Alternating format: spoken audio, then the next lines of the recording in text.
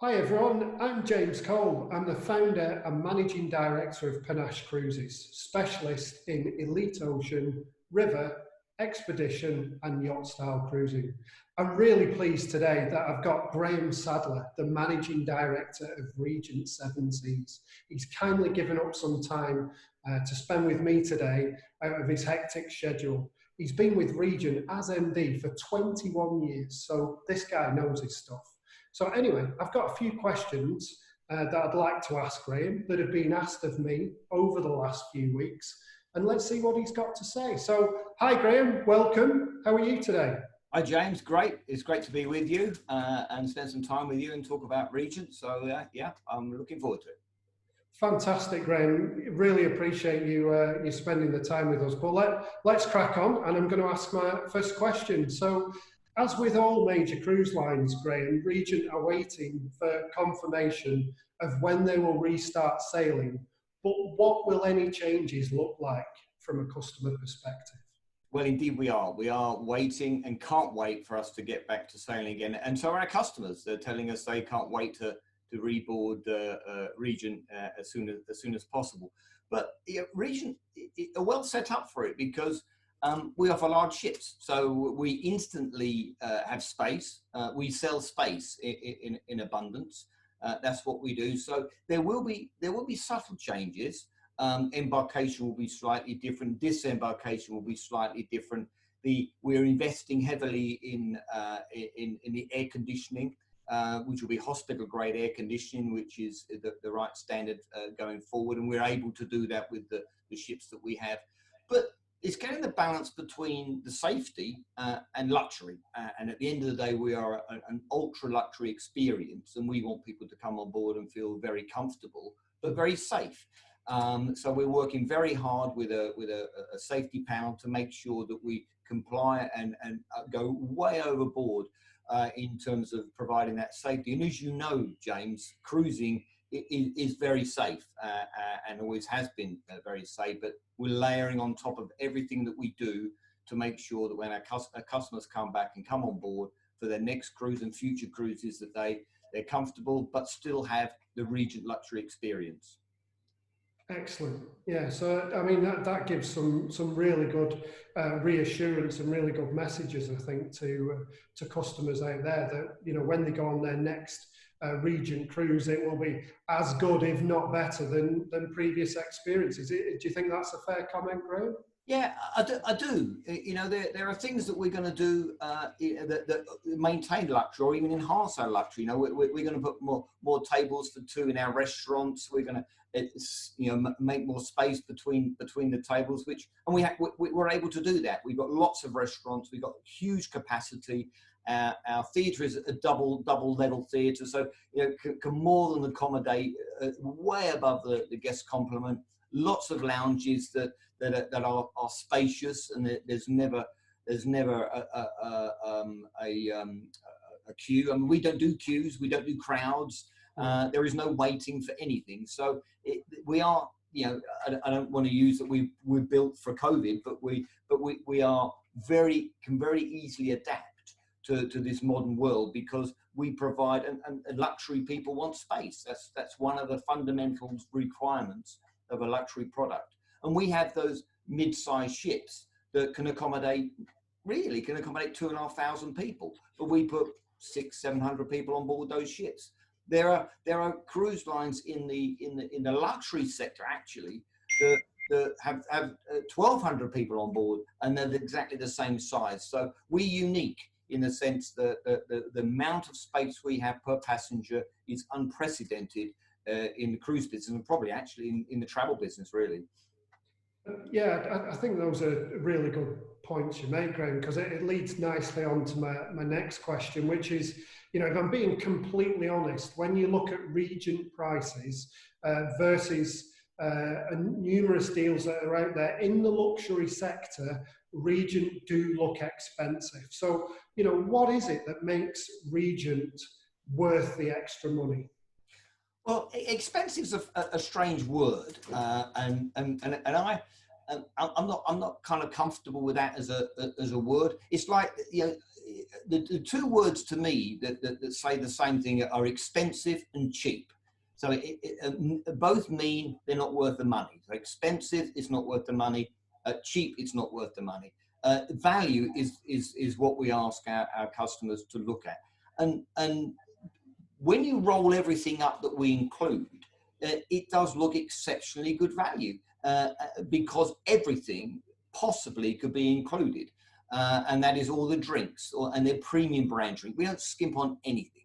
The quality of the ingredients in the food, because you can feed people well, and Cruiseling is very good at feeding people well. But with Regent, it's the quality of the ingredients, using turbot, using lots of lobster, using prime joints of meat, and you can have it as much as you like. The quality of the sauces, they're perfectly done, they're blended. It's a la minute, so it's not factory produced. The meal is produced for the person at the minute of the time. These are exceptional dining experiences that luxury people would demand. So I'm trying to where I'm going on that with all the other things that I need to do. So can you remind me of the question? Yeah, so yeah, it was just about, you know, what value is Regent. I think one of the things, Graham, that you've said to me on numerous occasions before is it's not the cost to get on a ship, it's the cost to get off a ship. Sorry, I was diverted onto the food, which is one of my big hobbies. And who wouldn't want to get diverted onto food? And that is true. So coming back to the inclusivity, you know, it's a one price. So you step on a Regent ship, the price you see, which you call expensive, I call extremely good value, includes the flights, it includes the transfers, it includes the pre-night hotel if you're in a concierge and above. It includes every single drink you could possibly imagine. It includes all of the shore excursions that we provide in each port of call. We have a selection of shore excursions in each port of call. It includes the tips, it includes the gratuities, it includes service charge, it includes everything you can possibly imagine. And once you kind of tick those things up on other holidays, whether cruising or otherwise, to what you will have to pay locally or on board at the end of your holiday, Regent does provide extraordinarily good value at the level that we're at. You know, we are an ultra luxury experience that's fine tuning, attention to detail, and it's all about creating the emotions. Mm-hmm. Okay, no, I think that really explains it. It explains it well. So when it comes to cost, you know, there's different levels of pricing even within the Regent fleet, isn't there, Graham? So, you know, I was really fortunate to be on the launch of Seven Seas Explorer a few years ago. What an absolutely fantastic and gorgeous ship she is. And she was joined very recently by her sister ship, Splendor. And again, their price point is right up there, isn't it? But, you know, I just want to hear it from your perspective. How good are those ships? Well, it is interesting. So the Explorer was the first of its class, a ship of that standard, labelled as the most luxurious ship ever built, from our CEO. So we had to deliver that, and it was filmed. The building of Explorer was actually filmed and was put on TV as a building. And subsequently, the film crew and the production company wanted to get back on board to see if it had been delivered. It was vaunted as the most luxurious ship ever built. And, you know, that's easy to say, hard to deliver. But was it really worth all of that label? And I've got to say, unequivocally, the guest feedback consistently has been, it's not just worth the money, it's actually worth more. It delivers way above the expectations in every level. And it does come down to that thing I mentioned earlier about attention to detail. This is not a ship that is just designed for us. It is designed for the customer. Everywhere you look, it is fine. It is luxurious. But without being flashy. It is just pure quality at every step. Whether it be the glass, whether it be the china, whether it be the carpets, the artwork on the walls. It is built and designed for the eye, for the palate, for the emotions, for the senses, which is what a luxury customers really want. They want every sense to be triggered and there to enjoy. It's very easy for other holidays or cruise lines to have a luxury at a certain point, but it fails down somewhere else. And so a big chandelier, very easy to do that. But to layer that and with everything else you provide, the service, the names that people remember, the quality of the things that I've mentioned previously, it's very, very difficult to consistently do that. And Explorer did that. And coming on to Splendor, you know, we got on Explorer, and there were a few little things that we didn't quite like. And say it was a first of its class. When you actually get down and analyze it, not things that the customers are particularly going to notice, you think maybe we should have done that, or maybe it would have been better if we did this. So what we did with Splendor was perfected it. So we made those subtle changes that really make a difference. And I've been on Splendor twice this year before the lockdown, and she is outstanding. And there is nothing around that comes remotely close to the experience that our guests will have on Splendor. And those that did have the privilege to getting on for a few cruises prior to the pause agreed with that. It was a step up, and it is the most exceptional cruising product out there. Great. What a great answer, Graham. And as we say at Panache Cruises, real luxury is all in the detail. And I think, you know, the Regent product really epitomises that more so as well with the ships Splendor and Explorer too. So just moving on, Graham, obviously, you know, customers are keen to see cruising return. There's no doubt about that. Customers are also keen to learn about, you know, what will things look like on board, and I think you've outlined that really well.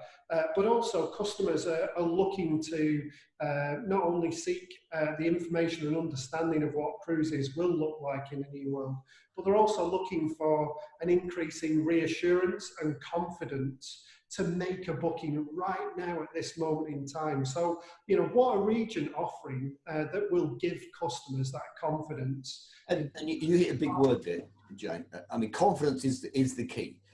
We don't see necessarily trashing prices or discounting heavily as being the right way to go, because inevitably you have to compromise your product, and we will not compromise the standards that we have, because inevitably if you reduce the price, that has to fall through. So we're determined to offer the great value that Regent does, to provide the quality and standards that we continue to do, and not cheapen it in any way.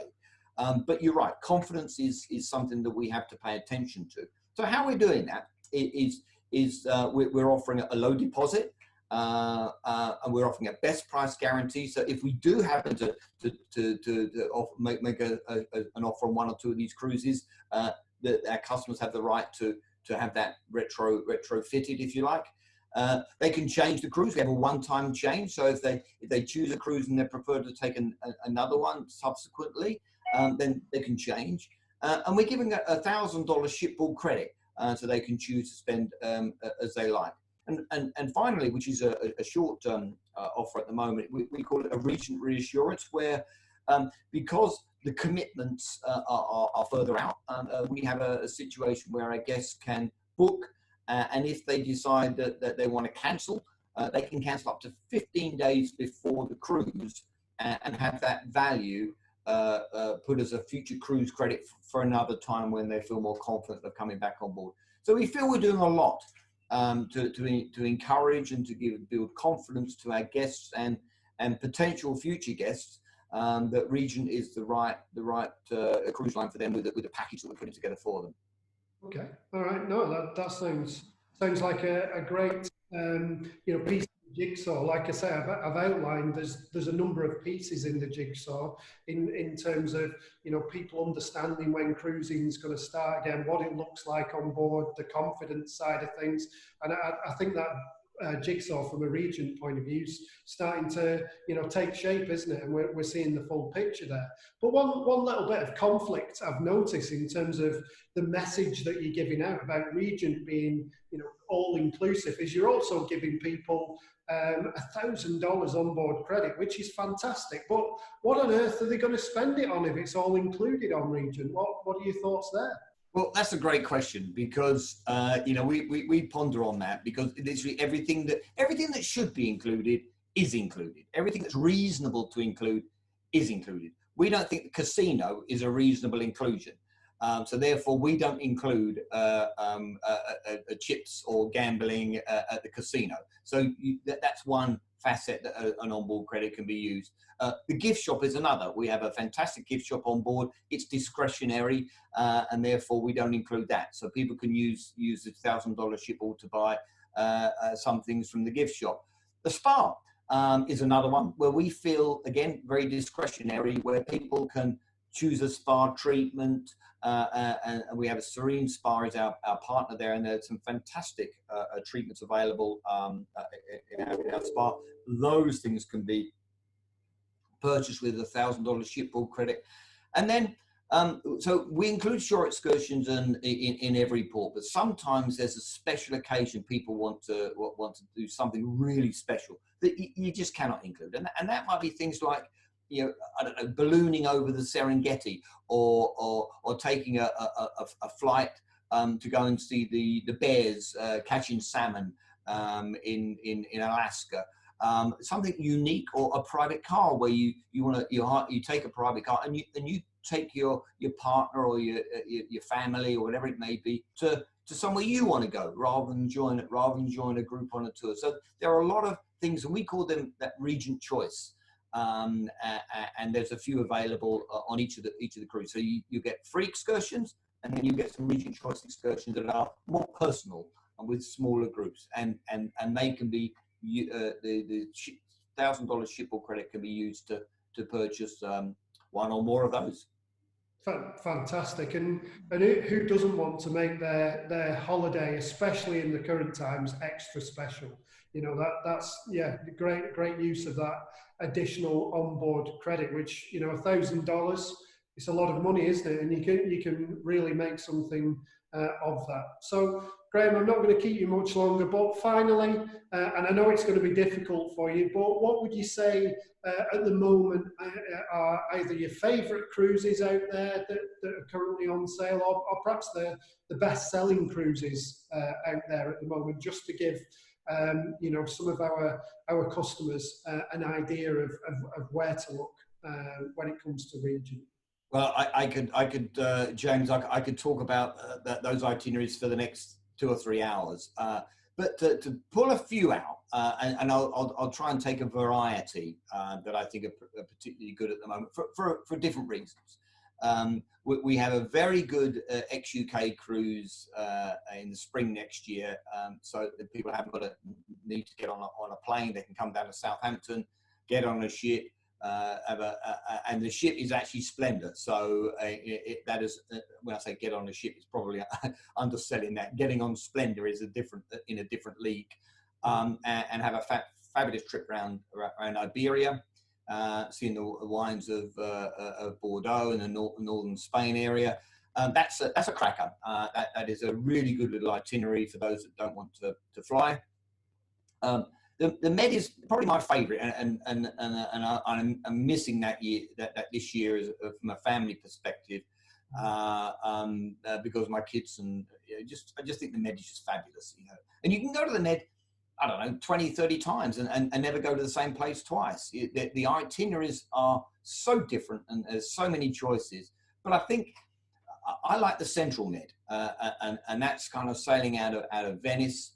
And I think we've got a cruise on the 20th of June next year on Mariner, and that'll take you down the Adriatic coast. So that'll be Dubrovnik, Zadar, which is a really fabulous place. You have to look if you've not heard of it before. It's really interesting. And then Kotor, which is one of my favourite places in the world, probably. And then you get out of the Adriatic to some of the islands, with Corfu and Malta, which is I think one of the great sailings of the world coming to Malta Harbour. It's just unbelievably beautiful.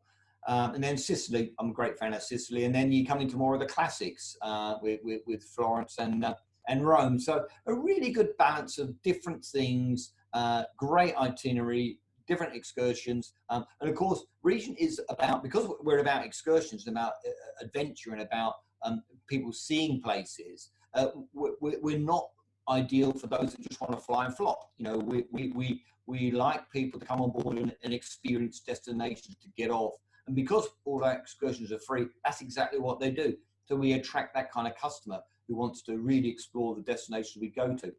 And then the 12th of July, that's actually thinking about, that's actually the Mediterranean one. I think the 20th of June I'm thinking about, it's actually the Black Sea. Black Sea is, again, it's an itinerary that's been off charts for a while because of conflicts in the area, but it's back. And I think a lot of people want to go back to the Black Sea, or who've never been there before. It's an appealing itinerary with Romania and Turkey, and Bulgaria. It's just lovely places to go and see. Very interesting. So that's one that I think is going to be very popular next year. And with Explorer, so we've done Splendor, we've done obviously Mariner in the Med, but Explorer's in Alaska next year, and we've spoken a little bit about Explorer. But she's a perfect ship for Alaska because she's an outdoor ship. You can flex the size of the balcony, you can flex the size of the indoor space just by the choice of the suite that you have. But with Alaska, you know, it is a stunning destination. And we have a lot of cruises right the way over the summer, which is obviously the best time to go. But on certain ones, we link up with the Rocky Mountaineer. So you not only get the best of Alaska, you can get the best of British Columbia by taking one of the most luxurious trains in the world from Banff right the way across through the Rockies and the Blackcomb Mountains all the way over to Vancouver. Brilliant combination. Trains and cruises are just fabulous combinations. So I think those, I could go ever about, you know, Tokyo and Japan and down to Australia or the Pacific Islands. Yeah, but I'll keep you forever. So, but they're probably my kind of, at the moment, they're probably my favourite ones. Call me tomorrow and I'll have another set. Yeah. Well, I mean, they all sound absolutely awesome. You know, I just can't wait to get back on a cruise, and I'll be honest with you, I'll take any of those four. So, you know, we'll make sure each of those itineraries are detailed below in the email that this video is going out on, so our customers have got more detail. That's for sure. But Graham, it just leaves me to say, really appreciate your time. Thank you very much, and it's been a pleasure talking to you. Oh, you're welcome, James. Yeah, it's 2020 has been a sad year, and I've had lots of customers tell me that, you know, that they were celebrating their 30th wedding anniversary or their 70th birthday, or the anniversaries people have missed out on because we've not cruised is something that is a tragedy. But we've asked those people to delay and celebrate even bigger next year, bring their families, because people have missed their families over this period. So we see that a lot of people are going to come back, they're going to celebrate their big birthdays, big anniversaries, and bring their family with them. So, which is and Regent is actually perfect setup for that setup. Fantastic. No, absolutely. I mean, after this, Graham, who wouldn't want to go on a Regent cruise? You know, I think you know, it's been great to speak to you, and I really appreciate it. I'm sure our customers do. So thanks again, and I'll speak to you soon. You're welcome, James, and thank you very much. All the best to you and your guests. Cheers. Cheers. Bye now.